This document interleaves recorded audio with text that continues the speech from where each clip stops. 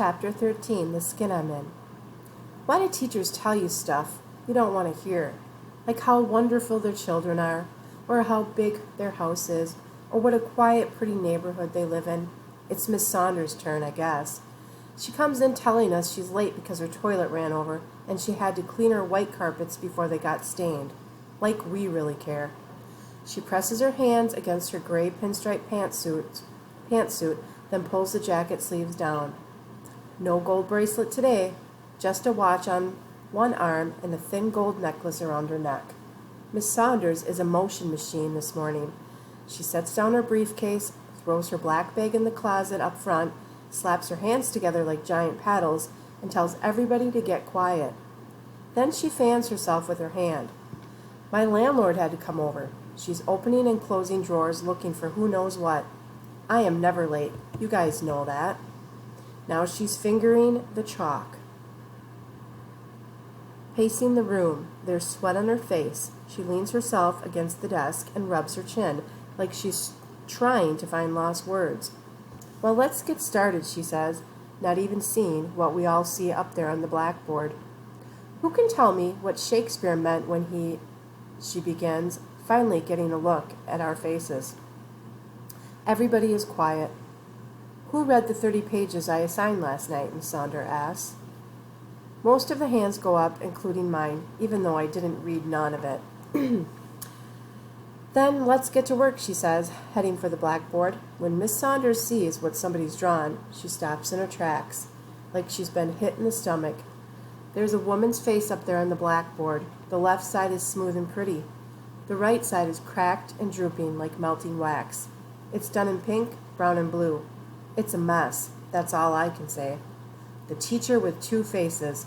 Wiggly words spell it out in blue chalk. Miss Saunders' big hands erase the board with 4 quick swipes, like a windshield wiper on full speed. Who can sum up yesterday's reading for me? John McKintry.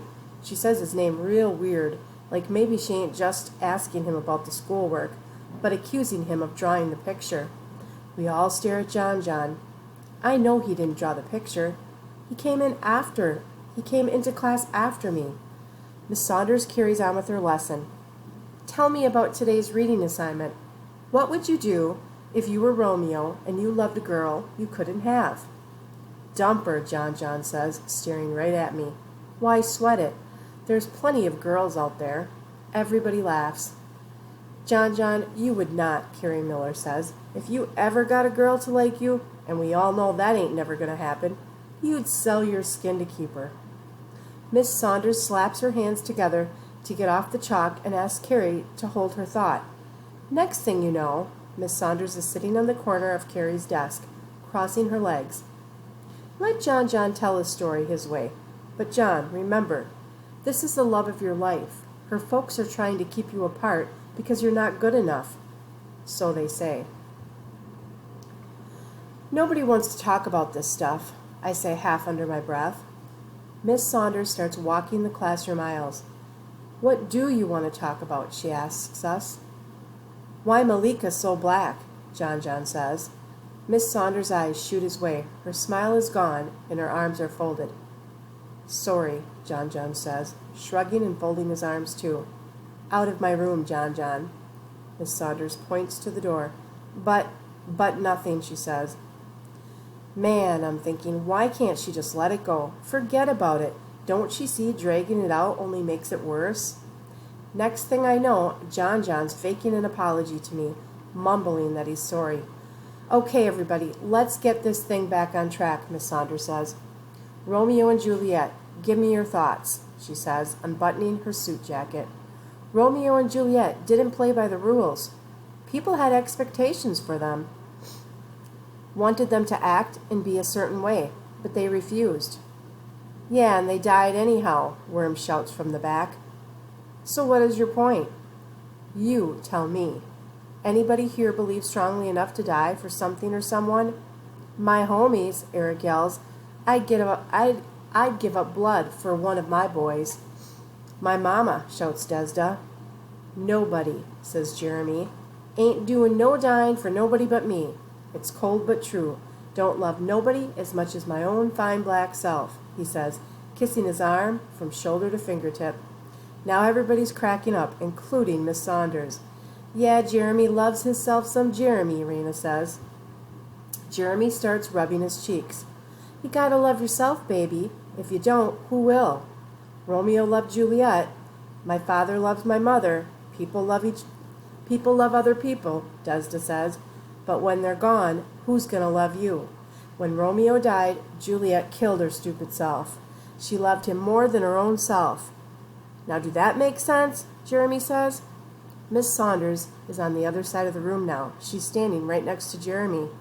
You're saying we shouldn't love people so much?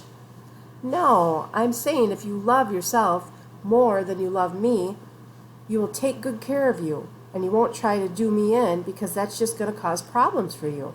People who love who they are ain't going to make unnecessary trouble for themselves. Get it? Go ahead, Mr. Philosopher. Preach, John says, slapping him 5. Can we get back to Romeo and Juliet, I say, just to shut him up? But John interrupts again. You probably didn't even read the book. Why are you always on Malika's case, John? Jeremy asks. Shut up, John says. Make me, Jeremy says, getting out of his seat. I'm smiling big time. John is getting a taste of some of his own stuff. I like that. The period is almost over, and you two ding-dongs are wasting time, Worm says. Everybody looks at Worm like he's crazy. Since when did he care about stuff like Romeo and Juliet? Be quiet and let somebody else talk, Carrie says. I wish somebody would kill themselves over me, Desda says. I'd kill myself if I had to kiss those crusty lips, John butts in. I mean, ain't that the most romantic thing in the world? Somebody who can't live without you, Desda goes on, ignoring John. No, I say before I think about it. It ain't. I start chewing on my lip, trying to figure my way out of this, but everybody's looking. I keep on talking. When my daddy died 3 years ago, Mama fell apart. She couldn't eat, she couldn't sleep. She stayed up all night long, washing and scrubbing till her hands was raw, I say, chewing on my finger. The class gets so quiet it's scary.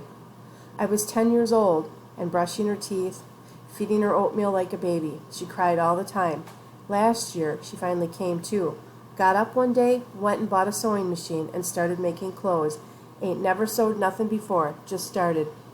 Day and night sewing. Some kids at the back of the room start to snicker and make smart remarks. Shut up, I'm thinking, just shut up. The more she sewed them clothes, the better she got. She started picking up after herself, got a job and all. No, ain't nothing good come from loving somebody so much you can't live without 'em, I say. No good at all. Maria asked me why nobody in our family came to help me and Mama out when my daddy died. I say that we don't have no relatives, but that ain't the truth. Mama's got a sister in New York. Daddy had brothers all over the place, but they weren't close, and getting in touch with them would have meant taking me away or putting Mama in some institution someplace.